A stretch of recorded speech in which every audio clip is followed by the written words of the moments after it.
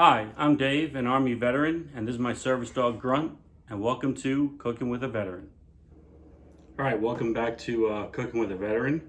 I'm your host, Dave Rogers, and today we're going to be cooking gumbo. I think I told you before, I learned gumbo originally from my first sergeant when I was stationed down in Georgia, and I also learned some things about gumbo when I was in New Orleans, and I had a friend in Texas when I did some training down in Fort Houston who taught me about cooking gumbo. So gumbo, there's many different types out there and you'll see lots of kinds. Some people just do chicken, but traditionally gumbo has chicken, it has sausage, or kielbasa, it has shrimp in it, or you could do, I was looking for a mixed seafood kind of melody, but right now they're really expensive. Of course, you have your vegetables, your carrots, your celery, your parsnip, your radish root. And I have corn. I have whole corn because I'm going to cut it up and put it into the gumbo. I also have okra.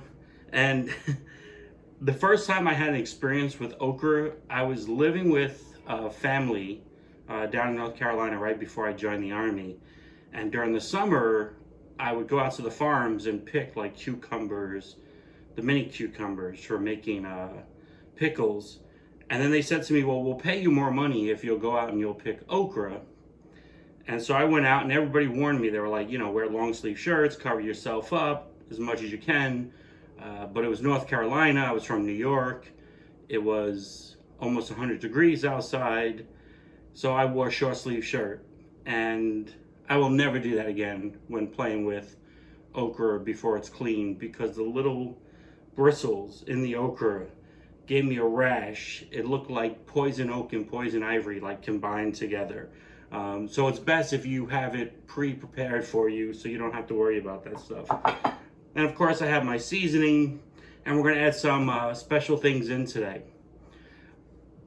Part of making a good gumbo is the stock, and you know me, I like to use my vegetable stock, but with gumbo you want to use a kind of meat stock, and a lot of people use chicken stock, and that's fine.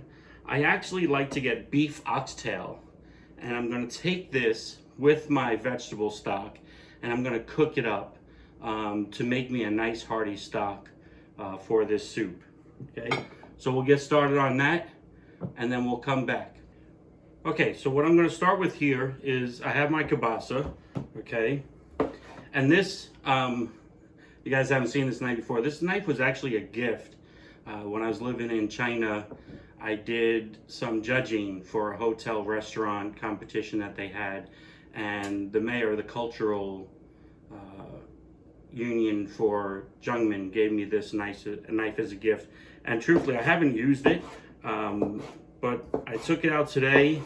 I decided, I want to add something special to my show. And it's beautifully sharp. It cuts nice. It handles nice. All right. Okay, now I'm going to cut up my chicken. And normally, I would use the bone-in chicken like I did for my soup. But when I was at the market today, there really wasn't a great selection. So, chicken breast works just as fine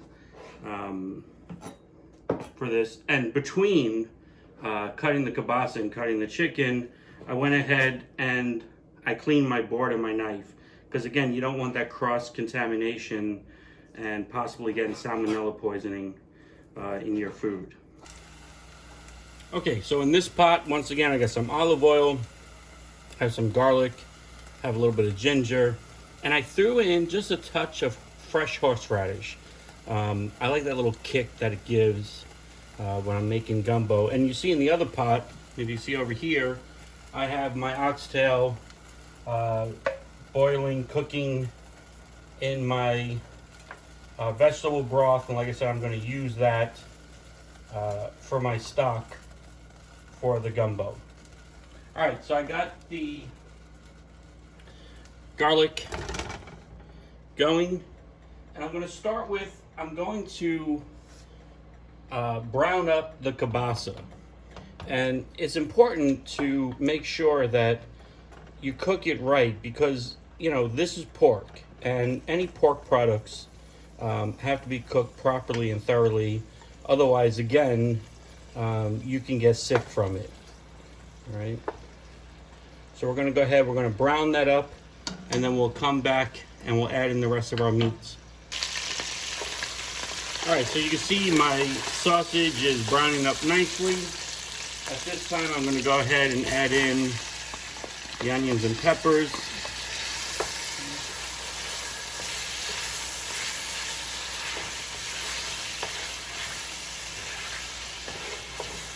And you can see my broth is cooking over there really nicely. And I'm going to go ahead and I'm going to add in my chicken to brown my chicken up some. Somebody sent me a message the other day and they said to me, you know, why are you using glass bowls? Are they better for cooking? Truthfully, I prefer ceramic or clay bowls. But being, again, that this is a one-man operation and Grunt doesn't know how to handle the camera that well, I use glass so that people who are watching can see the ingredients really well. All right, so I'm going to go ahead, I'm going to brown that up. And while I'm doing that, I'm gonna get my vegetables ready and we'll come back. All right, so the stock is cooking up, the meat is cooking up. I'm gonna go ahead and prepare my vegetables.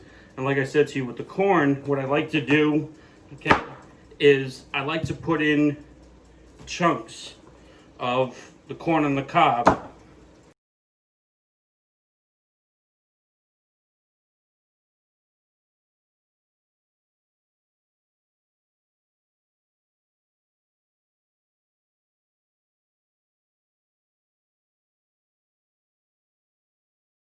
All right, so if you remember from one of the earlier episodes, I talked to you about putting in different types of carrots. And I love my root vegetables, especially for my stews and stuff. And I was talking to you about that variety of carrots. And here you see some yellow carrots, some red carrots, some white carrots, and some orange carrots. And these are baby ones. And I'm gonna go ahead and put these in to my gumbo. It'll add a nice flavor to the vegetables that are inside the gumbo and add something to the stock. All right, so now I'm going to cut up my okra. You know, some people make gumbo without okra. You may not be able to get it in your area, or you may not be able to get it fresh. And that's fine, I guess. But to me, it's not gumbo if you don't have okra in it. So I'm going to cut off the edge. I'm going to cut off the tail. All right.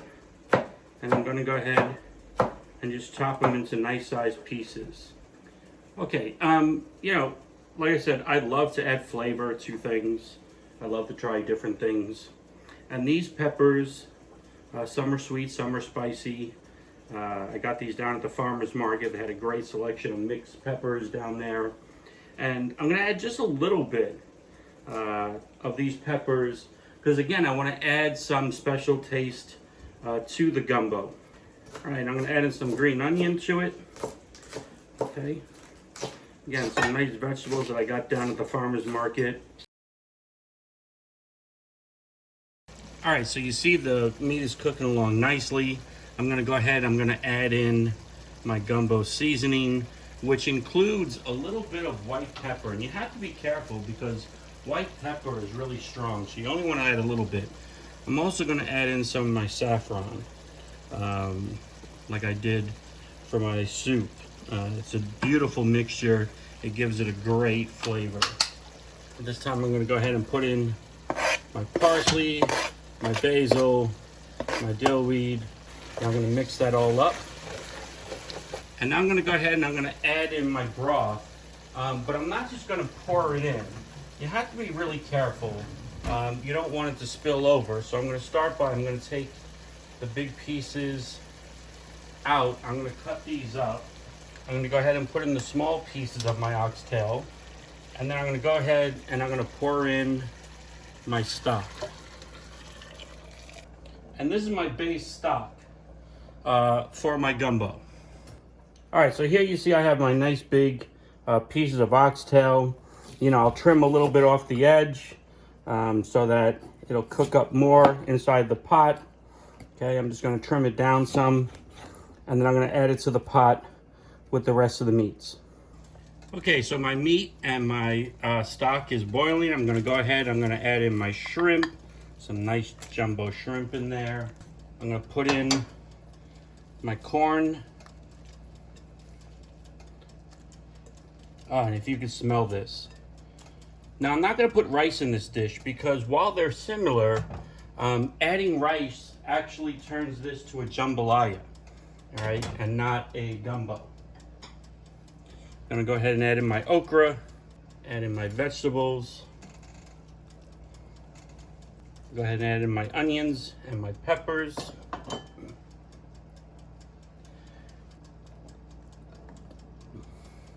Now I know this pot is very full. This will actually reduce down some, and there is room at the bottom. All right, vegetables like this tend to float to the top.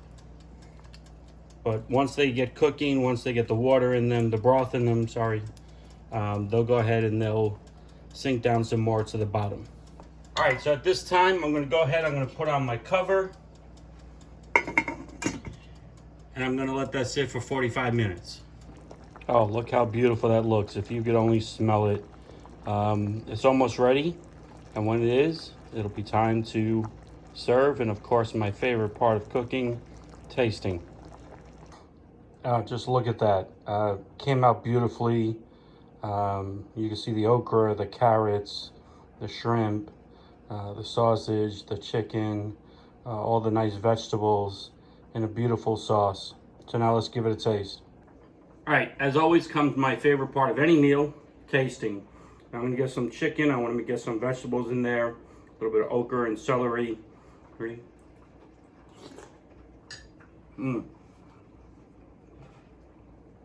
Tastes amazing.